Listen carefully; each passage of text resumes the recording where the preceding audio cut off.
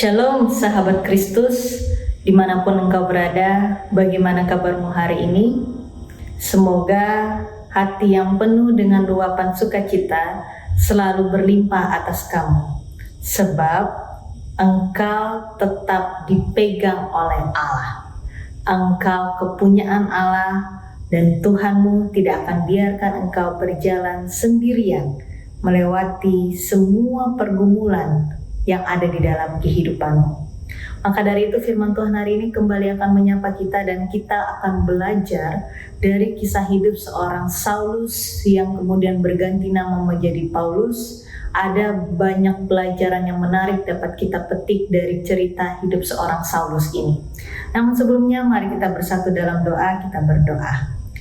Rahmat-Mu Tuhan senantiasa kami perlukan untuk dapat memahami firman-Mu, terkhususnya kami mau belajar dari kisah perjalanan spiritualitas iman dari seorang rasul Paulus, di mana Engkau memakainya dengan sangat luar biasa, dan kami mau mempelajari tentang pertumbuhan iman dari Rasul Paulus dan kiranya boleh juga kami berlakukan dalam kehidupan kami dan kami taat setia kepada Engkau sampai mati layaknya Rasul Paulus. Di dalam nama-Mu Yesus Kristus, bantu kami untuk dapat memahami firman-Mu. Amin. Sahabat Kristus, firman Tuhan hari ini dari Kisah Para Rasul pasal 9, ada beberapa ayat yang mau saya akan bacakan untuk kita sekalian. Sahabat Kristus dapat melihat dan membacanya dari Alkitab di rumah atau dimanapun engkau berada saat ini. Kita akan mulai dari ayatnya yang pertama. Kisah Para pasal 9 ayatnya yang pertama, firman Tuhan mengatakan, sementara itu hati Saulus masih berkobar-kobar untuk mengancam dan membunuh murid-murid Tuhan. Ia menghadap imam besar. Ayatnya yang ketiga, dalam perjalanannya ke Damsyik, ketika ia sudah dekat kota itu, tiba-tiba cahaya memancar dari langit mengelilingi dia. Ayat yang keempat, ia rebah ke tanah dan mendengar suara yang berkata kepadanya, Saulus, Saulus, mengapa engkau menganiaya aku? Jawab Saulus, siapa engkau, Tuhan? Katanya, akulah Yesus yang kau aniaya itu. Tetapi bangunlah dan pergilah ke dalam kota, di sana akan dikatakan kepadamu apa yang harus kau perbuat. Kemudian ayatnya yang ke-8, Saulus bangkit berdiri lalu membuka matanya, tetapi ia tidak dapat melihat apa-apa. Mereka harus menuntun dia masuk ke Damsyik. Selama 3 hari ia tidak dapat melihat, dan selama itu juga ia tidak makan dan minum. Di Damsyik ada seorang murid Tuhan bernama Ananias. Tuhan berkata kepadanya dalam suatu penglihatan, Ananias, jawabnya, ini aku Tuhan. Firman Tuhan, bangkitlah dan pergilah ke jalan yang bernama Jalan Lurus dan carilah di rumah Yudas, seorang dari Tarsus yang bernama Saulus. Ia sedang berdoa. Di ayatnya yang ke-17, lalu pergilah Ananias ke situ dan masuk ke rumah itu. Ia menumpangkan tangannya ke atas Saulus, katanya, Saulus, saudaraku, Tuhan Yesus yang telah menampakkan diri kepadamu di jalan yang engkau lalui, telah menyuruh aku kepadamu supaya engkau dapat melihat lagi dan penuh dengan Roh Kudus. Seketika itu juga seolah-olah selaput gugur dari matanya sehingga ia dapat melihat lagi. Ia bangun lalu dibaptis. Setelah ia makan, pulihlah kekuatannya. Demikianlah pembacaan Alkitab. Sahabat-sahabat Kristus, firman Tuhan hari ini menarik sekali, mau untuk saya bagikan kepada kita. Mungkin sahabat-sahabat sekalian sudah sangat sering mendengar cerita tentang pertobatan yang dialami oleh Saulus yang nantinya akan berganti nama menjadi Paulus. Namun ada catatan menarik yang mungkin jarang sekali diangkat dan saya mau membagikannya untuk kita sekalian. Catatan yang pertama, sahabat-sahabat Kristus, perlu untuk kita melihat kembali ke belakang bagaimana kehidupan kelam dari seorang Saulus. Saulus sangat terkenal dengan kekejamannya. Saulus sangat terkenal sebagai seorang pembunuh kelas kakap yang tega dan tidak segan-segan menganiaya murid-murid Tuhan dan orang-orang yang ketahuan sedang beribadah kepada Tuhan, bahkan mengikut Tuhan di dalam perjalanan kehidupan mereka.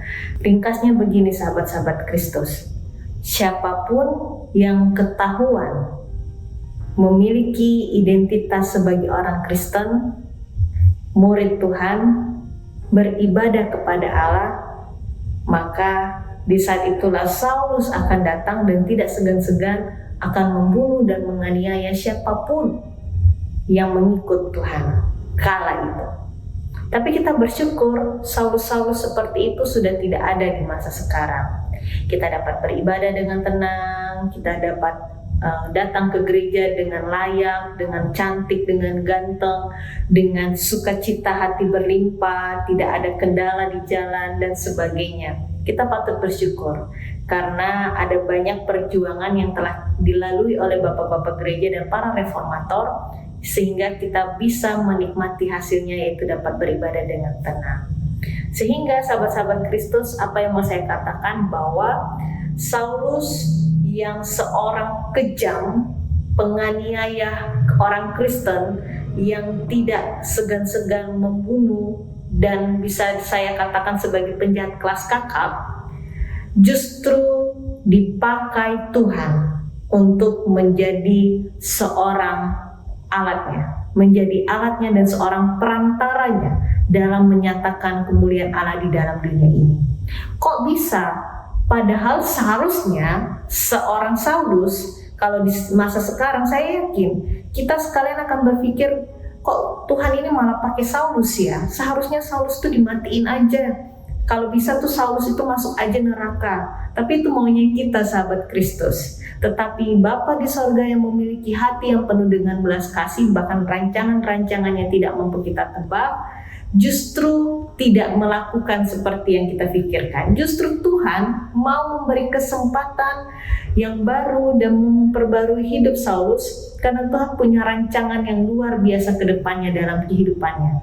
Bahwa Tuhan melihat Paulus akan bisa menjadi rasulnya yang setia dan menyatakan kemuliaan nama Tuhan. Dan benar saja, banyak sekali surat-surat Paulus yang ia tulis dan akhirnya boleh menjadi bagian dari pemberitaan firman Tuhan dan boleh menjadi kesaksian bagaimana kemuliaan Allah dan kekuasaannya nyata dan benar ya dan amin di dalam dunia ini.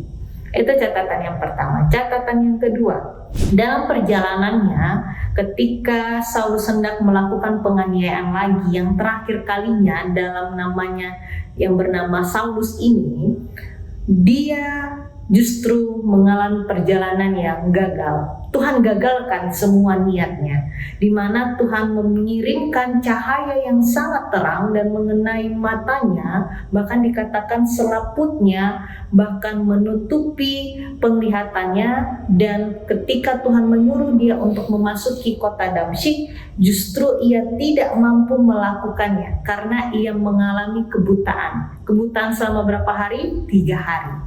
Akan tetapi sekalipun 3 hari ia mengalami kebutaan, sahabat-sahabat Kristus, Tuhan tidak membiarkan Saulus sendirian. Bahkan bisa saya katakan bahwa bukan hanya dia mengalami kebutaan selama 3 hari, bahkan selama 3 hari itu juga ia kehilangan namanya nafsu makan dan nafsu untuk minum. Bisa dikatakan tubuhnya Saulus ini benar-benar diperbaharui Tuhan, bukan hanya dari luar tetapi dari dalam. Tuhan rubah secara total, sehingga Tuhan mau Saulus ketika akan memasuki kehidupan barunya, Saulus benar-benar bersih, baik dari hati, baik dari iman, maupun dari secara fisik sekalipun. Dan benar saja selama 3 hari itu Tuhan berkarya dengan sangat luar biasa dalam kehidupan Saulus. Hatinya yang tadi keras dengan sangat mudah Tuhan lembutkan. Tuhan jamah dia punya hati, Tuhan jamah, Tuhan lembutkan hatinya yang keras. Dan benar saja sampai akhirnya tiba pengakuan dari Saulus, yaitu di ayatnya yang ke-22 Saulus mengatakan bahwa Yesus adalah Mesias.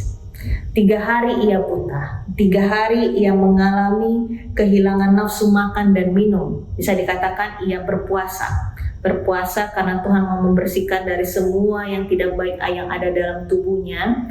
Dan kemudian selama 3 hari juga Tuhan merubah hatinya yang keras menjadi lembut, sampai tiba ada pengakuan dari mulut Saulus, seorang penjahat kelas kakap yang sangat membenci orang Kristen, bahwa ia mengakui Mesias, Yesus adalah Mesias. Ini catatan yang kedua. Catatan yang ketiga, selama 3 hari Tuhan tidak membiarkan Saulus sendirian. Tuhan mengirimkan seorang hambanya yang bernama Ananias. Dan sekali lagi Tuhan mau mengatakan kepada Saulus lewat Ananias bahwa Tuhan mampu memakai siapapun untuk menyatakan kemuliaannya, untuk menyatakan bahwa ia berdaulat dan berkuasa atas dunia ini, atas apapun yang ada di dalam dunia ini.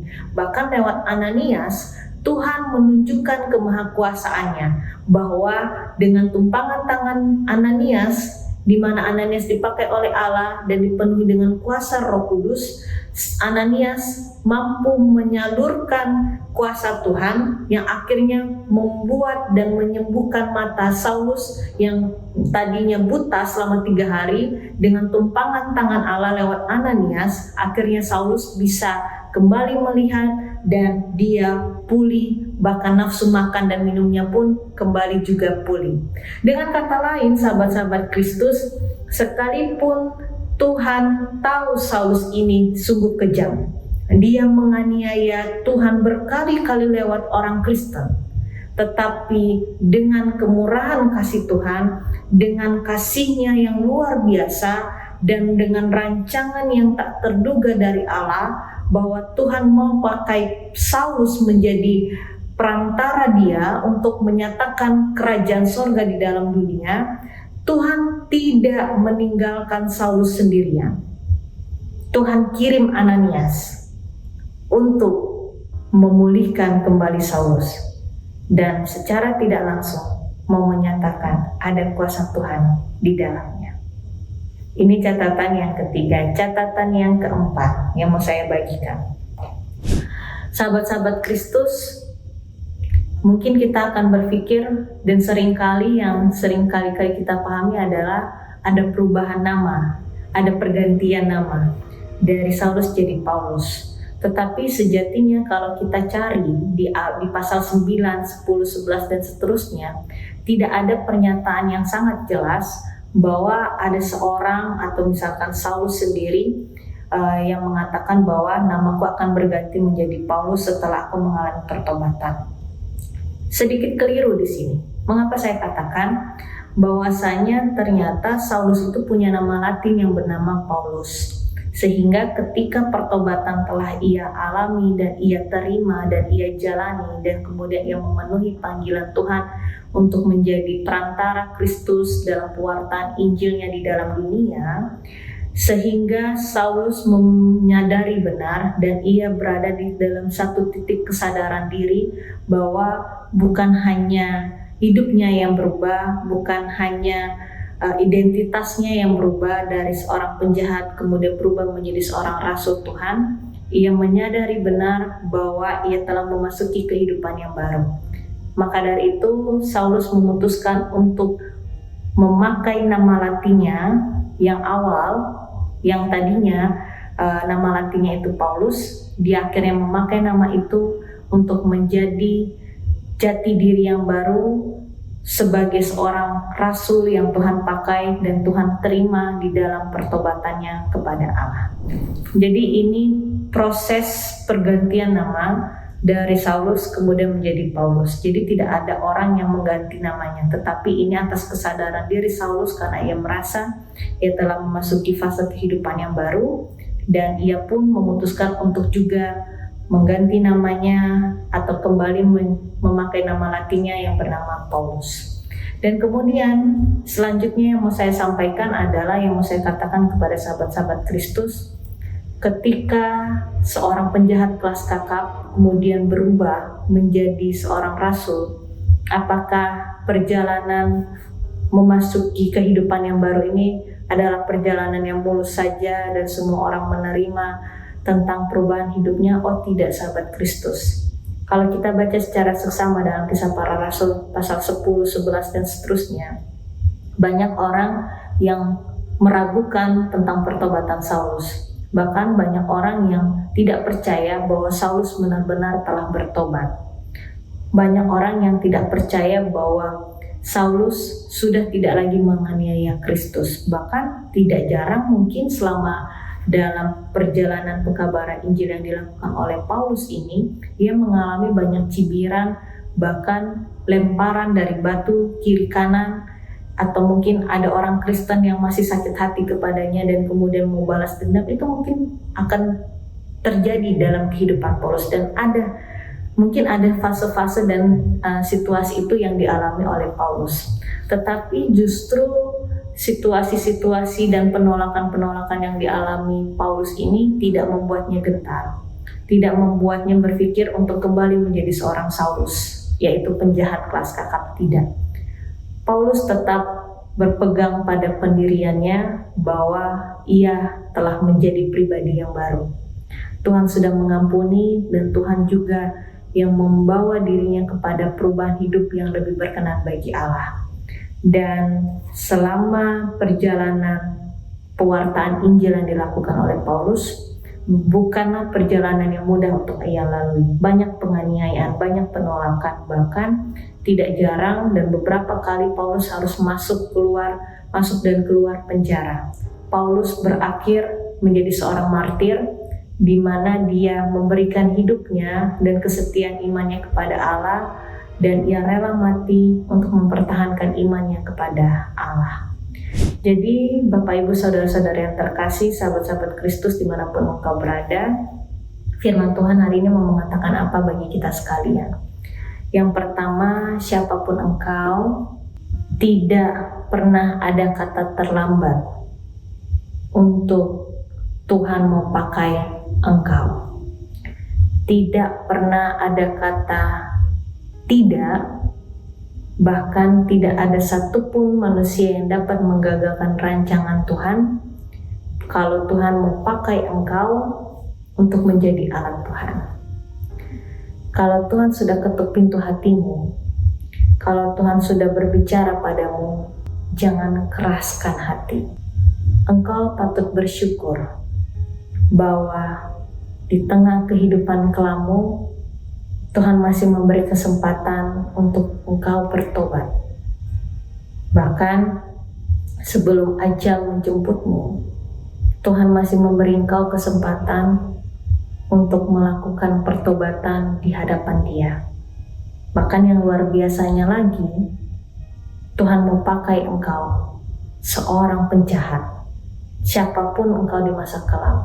Tuhan mau pakai engkau menjadi seorang pribadi dan menjadi rasul Tuhan di masa kini untuk menyatakan betapa penuh belas kasihnya Yesus akan anak-anaknya, dan ia mampu memakai siapapun untuk menjadi alatnya untuk menyatakan kemuliaan bagi nama Tuhan.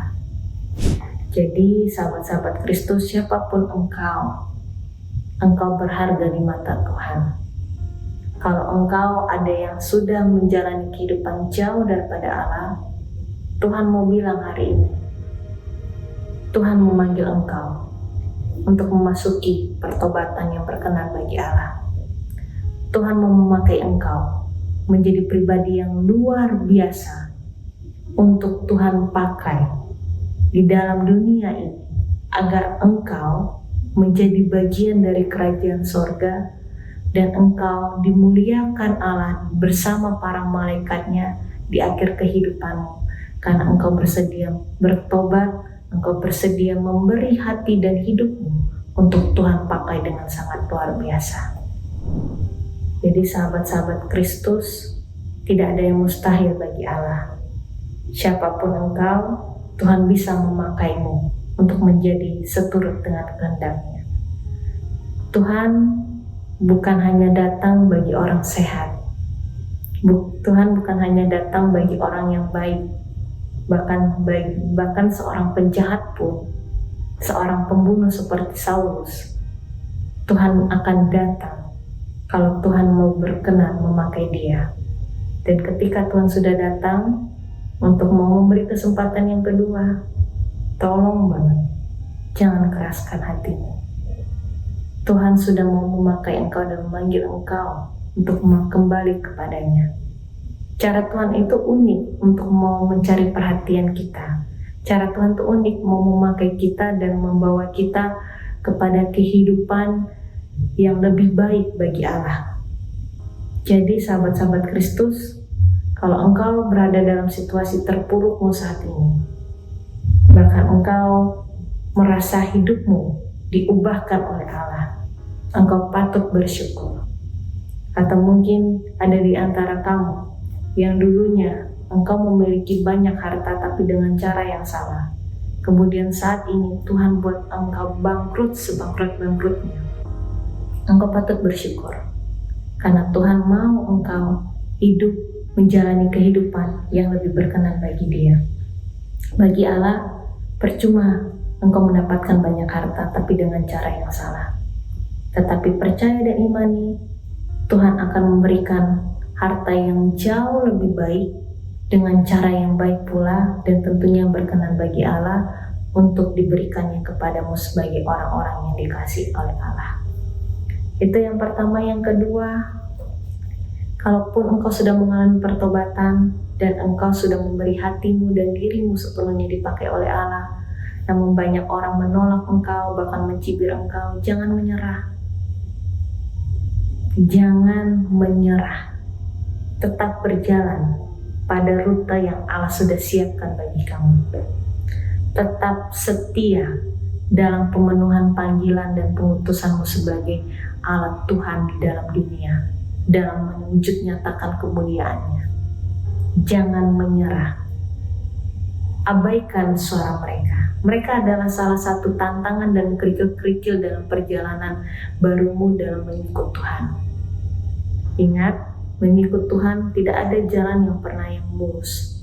Semua jalan mengikut Tuhan itu penuh dengan tantangan. Tujuannya cuma satu, untuk mendewasakan engkau, mendewasakan imanmu, mendewasakan hatimu, agar engkau dapat senantiasa melihat di perjalanan yang tidak mulus itu selalu ada tangan Tuhan yang menuntun engkau melewati perjalanan yang tidak mulus itu sampai pada di garis finish, yaitu kepada kehadiran-Nya. Demikianlah firman Tuhan hari ini yang boleh menyapa kita. Jadi sahabat-sahabat Kristus, tetap setia di dalam perjalanan rute Allah. Jangan melihat ke kiri dan ke kanan, jangan tinggalkan Allah, dan tetaplah setia dalam pertobatanmu. Jangan kembali ke kehidupan yang lama, jangan. Sebab siapapun engkau patut bersyukur.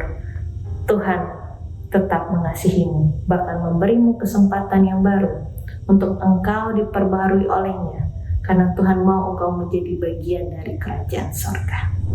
Sahabat-sahabat Kristus, saya mau mendoakan engkau. Bagi siapapun engkau yang sudah mengalami pertobatan, bahkan yang belum mengalami pertobatan, Tuhan mau memakai engkau untuk lebih menjalani kehidupan yang berkenan bagi Allah. Aku mau mendoakan engkau, angkat hatimu, arahkanlah pikiranmu, buatlah dirimu disapa oleh suara Tuhan di hari ini. Tuhan Allah Bapa yang baik, kami mengucap syukur. Kami boleh belajar dari Saulus, di mana siapapun kami, apapun latar belakang kami, engkau tidak pandang. Semua orang boleh menolak kami, tetapi bagimu Tuhan, kami berharga bagimu. Siapapun kami, apapun masa lalu yang kami yang kelam, engkau tidak memandangnya Tuhan. Engkau sanggup memperbarui hidup kami untuk lebih berkenan bagimu Tuhan. Sekarang engkau boleh melihat sahabat-sahabat Kristus dimanapun mereka berada, baik yang telah mengalami pertobatan dan menerima pembaruan hidup di dalam engkau. Kuatkan hati, kuatkan iman, dan buatlah mereka tetap setia untuk tetap berjalan di dalam kehidupan yang baru yang telah engkau berikan kepada mereka. Cibiran demi cibiran tidak akan meruntuhkan semangat mereka untuk menjadi alatmu. Tolakan demi tolakan tidak akan meruntuhkan kesetiaan iman mereka untuk tetap mau bersedia dipakai olehmu untuk menyatakan kemuliaanmu dalam dunia. Bagi mungkin sahabat-sahabat Kristus yang masih ragu untuk melakukan pertobatan atau masih enggan untuk meninggalkan zona nyaman mereka, padahal mereka sangat menyadari kehidupan yang mereka jalani itu jauh daripada perkenan-Mu. Tolong Tuhan, Engkau jamah mereka. Buatlah hati mereka juga memiliki hati yang lembut sama seperti Saulus. Engkau lembutkan hati mereka yang keras. Panggil mereka kembali Tuhan dalam pelukan kasih-Mu. Buatlah mereka yang belum bersedia untuk melakukan pertobatan, Engkau panggil dengan lembut, Engkau panggil dengan penuh kasih, sehingga kami sekalian tetap Engkau izinkan dan boleh menjadi bagian dari kerajaan surga-Mu, di mana kami telah Engkau perbaharui di dalam kehidupan kami secara khusus di dalam dunia ini Tuhan. Terima kasih Tuhan, pakai kami dengan sangat luar biasa, karena kehidupan kami tanpa Engkau, kehidupan yang kami jalani tanpa memenuhi panggilan dan pengutusan-Mu, maka kehidupan itu bukanlah kehidupan yang berarti, tetapi kehidupan yang sia-sia. Terima kasih Tuhan, terima kasih.